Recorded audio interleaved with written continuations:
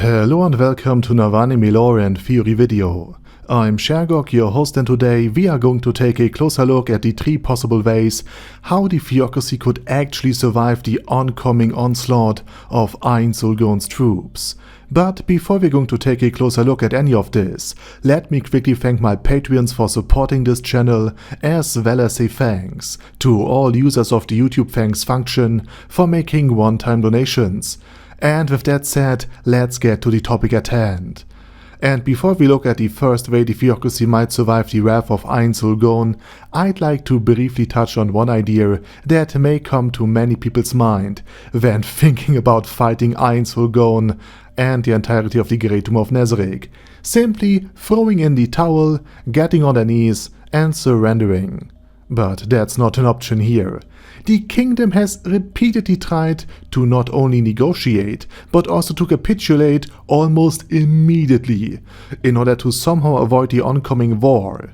However, the battle against the Kingdom of Theocracy was meant to send a message to everyone, signaling that anyone who dares challenging the Sorcerer Kingdom or Nezarec or attacking it will bitterly regret it, in order to deter any future attacks and any future rebellions. In other words, external political pressure rendered internal political maneuvers completely ineffective in the kingdom. And that was just purely business. It wasn't even anything personal, which of course the attack on the Theocracy very much is.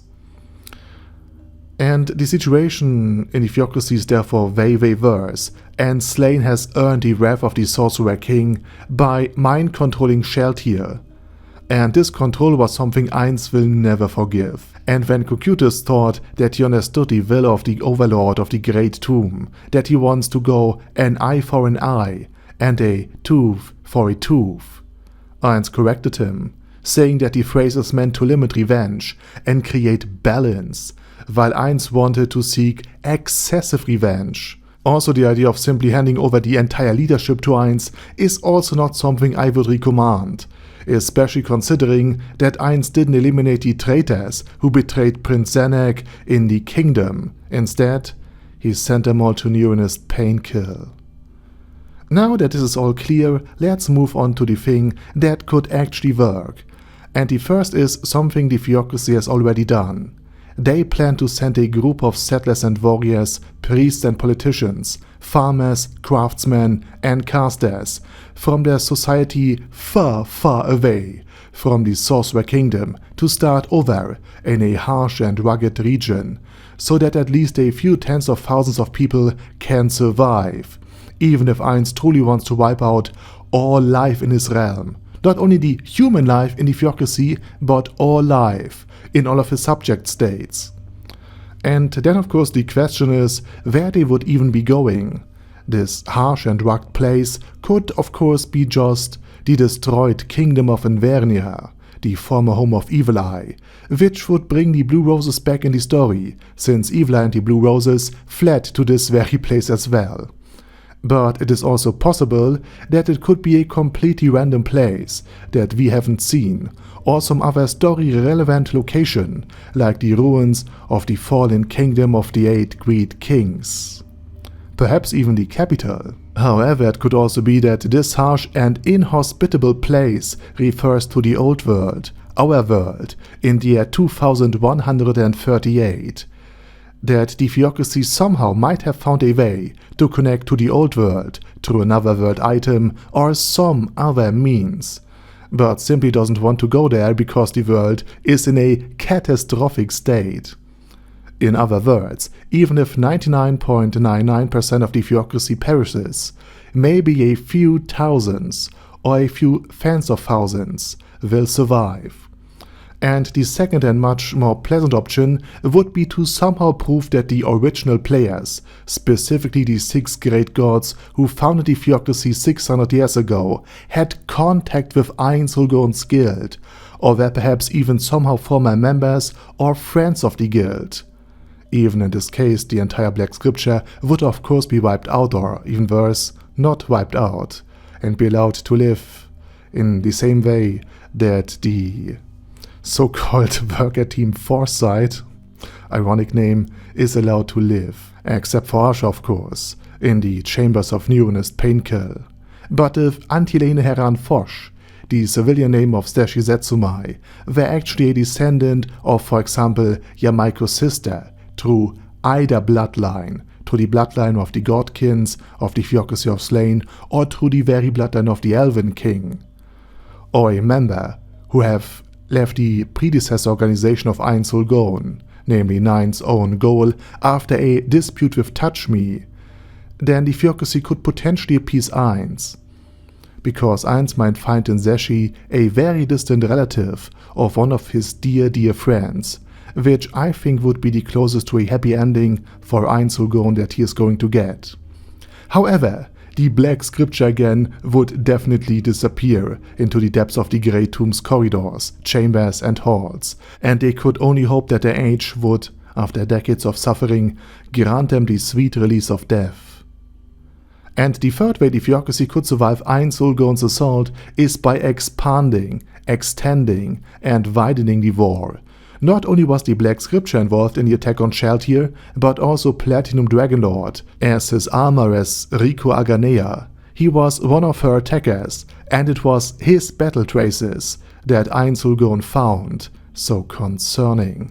This was one of the reasons Ainz assumed that high-level players were responsible for the attack on Sheltier, as the battle traces were far beyond what the Black Scripture alone could have done.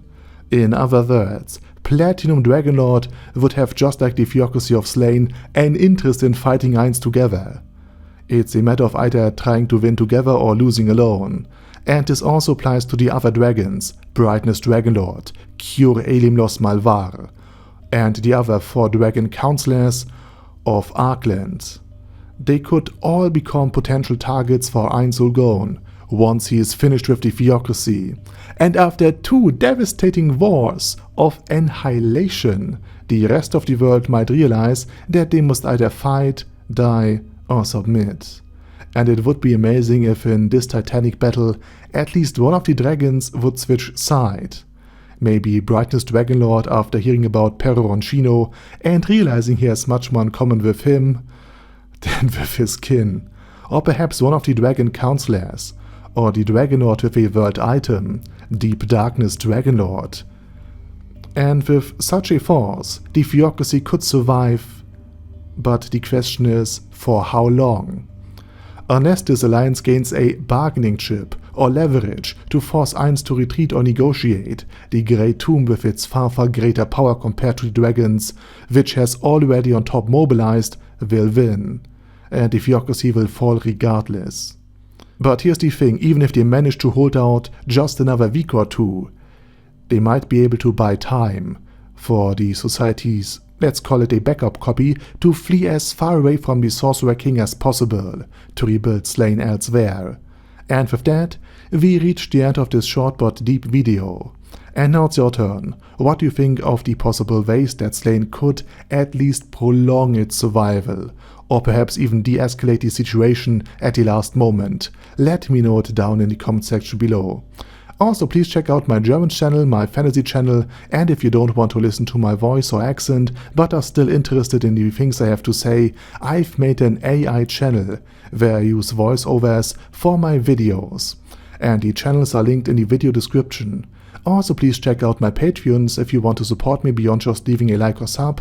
And with that said, I say thank you very much for watching, thanks to my Patreons for supporting this channel, and a special thanks to Ada Daddy Ada, ASK, Bad Guy Ye, Bad Burrito 316, Bezer, Ben C, Brandon D, Chrissy, Crowley 0221, Sia, Crystal Prime, Dead Slime, Death is Mercy, Deathless Dragonlord, Demon Xenomorph 1987, Devin Downen, Ding Dong, Dan Pep, Dragonlord Placido Saxophone, Duckwagon, Dunkler Krieger, Dystopia, Dystopia II, Enigmatic Unicorn, Feral Shivan, Guy with That Head, Hector Marino, Hoss,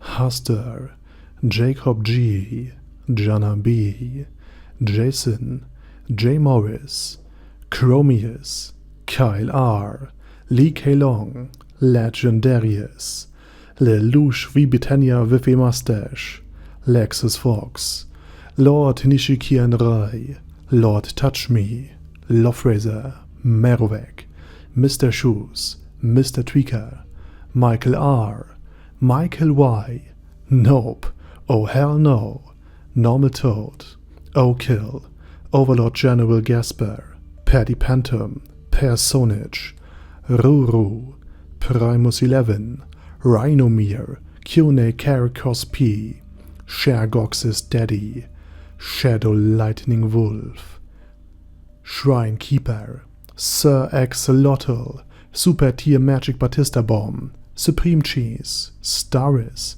Ted, Texas Deer, Diorg Warboss, Rock Ed Smasher, T.E. Wang, Vash Hawkeye, Vegito 27, Venture Fanatic, Wilhelm, Zinukai, and Sonagon. Thanks guys. Anyway, have a nice day, and I hope to see you all again soon on my next video.